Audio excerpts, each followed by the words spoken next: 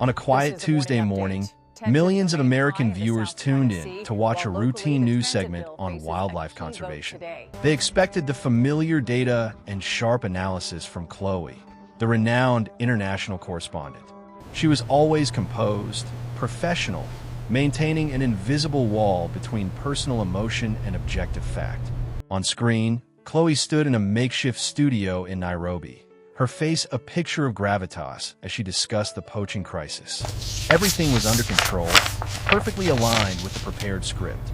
But then, the unbelievable happened. A huge, majestic shadow began to fall across the frame. It was a mature silverback gorilla, a creature whose size and power could intimidate anyone. The entire production crew held their breath. Audiences worldwide were stunned. The gorilla, bypassing its handler, walked straight toward the correspondent's desk. The tension in the studio was so thick viewers could feel it through the screen. As the animal approached, all the professionalism, every emotional wall Chloe had meticulously built throughout her career came crashing down. Instead of continuing the report, Chloe suddenly fell silent. Her face changed completely. Her gaze locked onto the animal's deep, knowing eyes. Then, an impossible thing occurred. The massive creature, instead of growling, performed an intimate gesture, touching her with an unexpected movement. And Chloe, the steel-nerved reporter, collapsed onto the desk, bursting into uncontrollable sobs live on national television. Why would a professional journalist break down over a wild animal? Why did the gorilla approach her instead of its keeper? This story isn't about statistics. It's about a bigger question. What bond existed between these two beings from two separate worlds, and could it possibly have lasted through 5 years of separation? To understand Chloe's meltdown on air, we must go back 5 years to the moment her life took a drastically different turn. Chloe was the epitome of the modern female journalist. Sharp, flawless, and most importantly, in absolute control of her emotions. She built a glittering career in New York by maintaining an invisible distance from everything she covered. For her, emotional connection was a vulnerability, an unnecessary risk. Her personal life was as simple and organized as her minimalist apartment. Everything had a rule, except perhaps her feelings. That year, she was assigned to Africa, specifically a primate sanctuary on the border of Uganda and Congo, to cover the mountain gorilla poaching crisis. There, she met Dr. Amara, the sanctuary director, a compassionate local woman, the polar opposite of Chloe's detached demeanor. It was in this place where life and death were so close that Chloe came face to face with her destiny.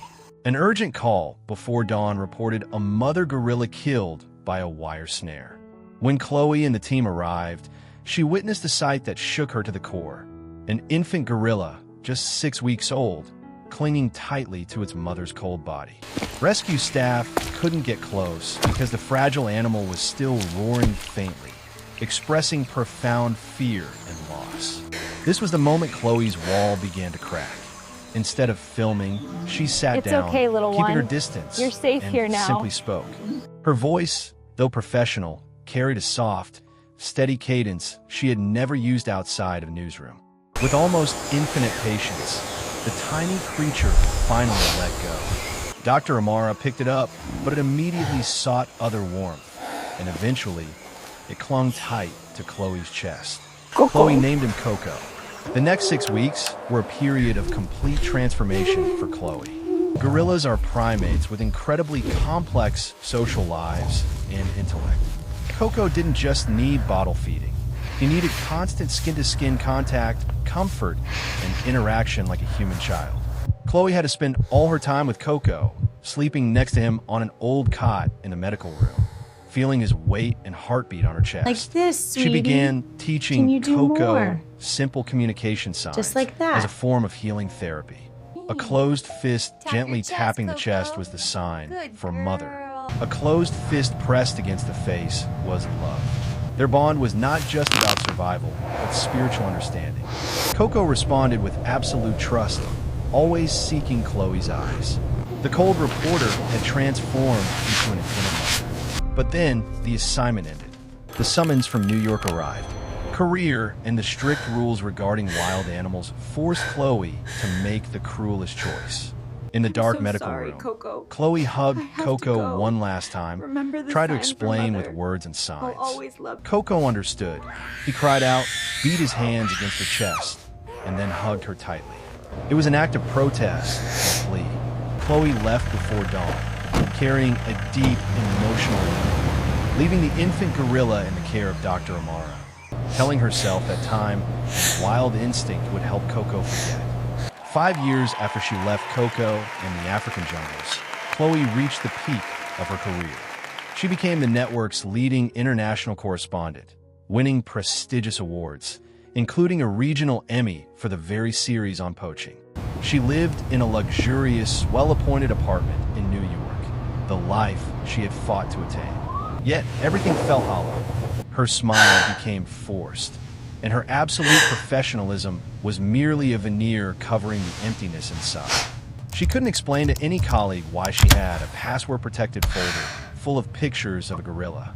Nor could she tell anyone about the physical haunting she felt every time she woke up, the sensation of a heavy, warm, rhythmic mass still on her chest, though it had long been gone. She reassured herself with the scientific rhetoric every expert had used. Wild animals are resilient. Memories fade. Coco is fine. She had built her entire new life on the foundation of this lie. Her only anchor to the old reality was the monthly email from Dr. Amara.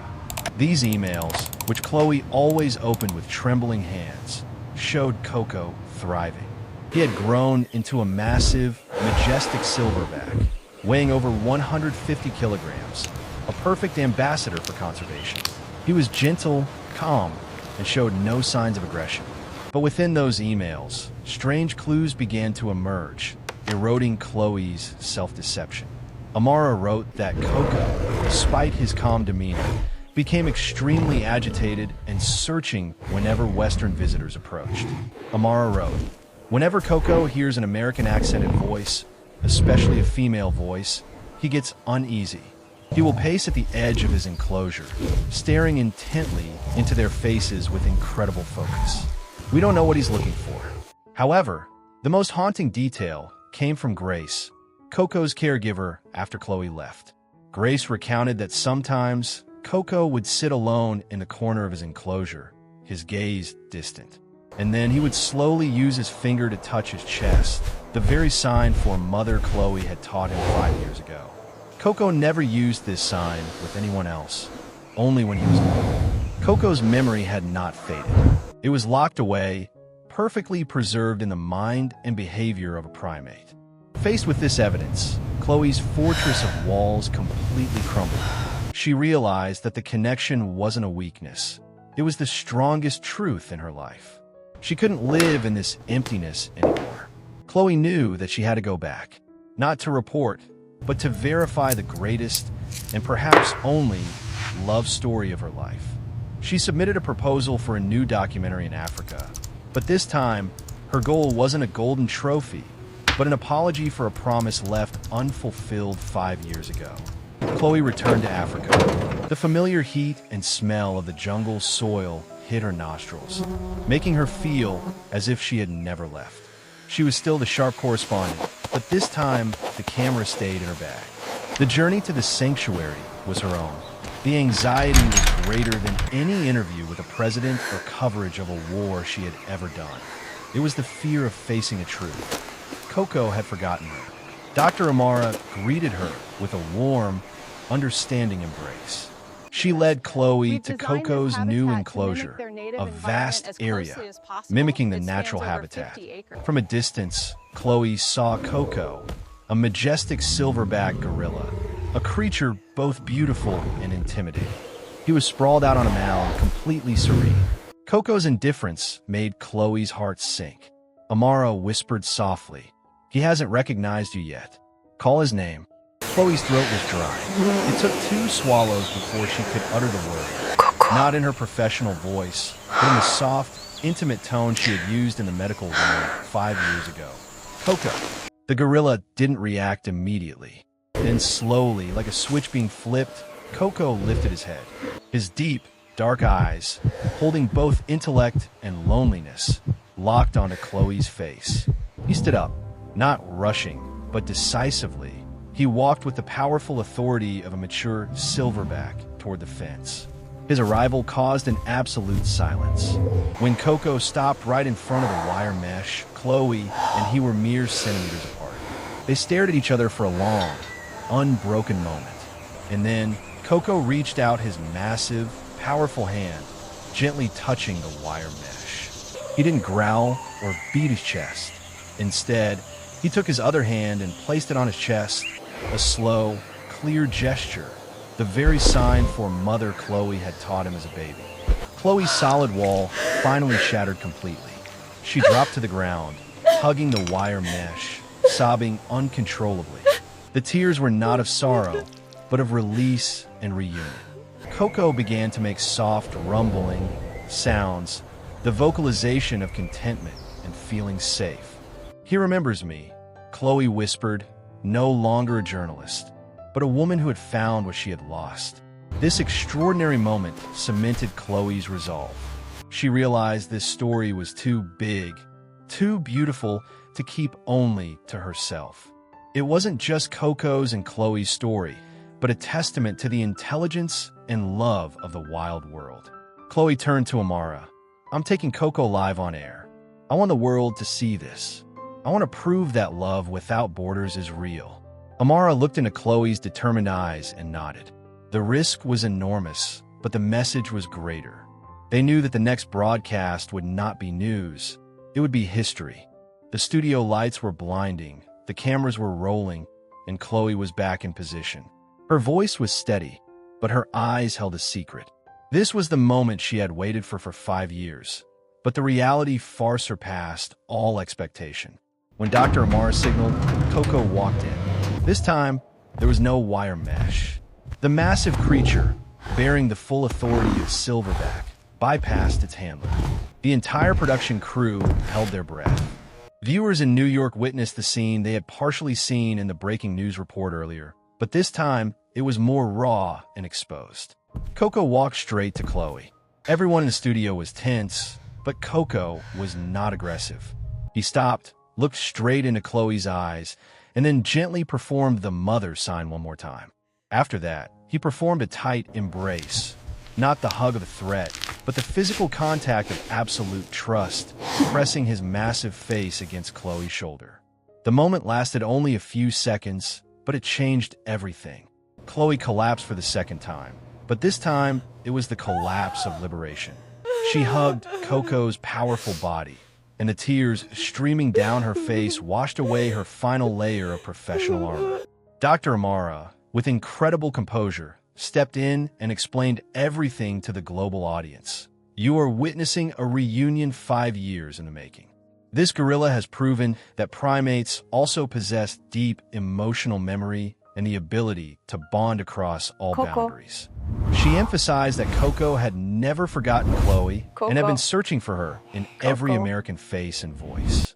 The footage of Coco's embrace went globally viral. It became a symbol of the truth that love needs no language, and the wild world holds an intellect and affection that humans often underestimate. Chloe had fulfilled her mission, delivering a powerful and resonant message.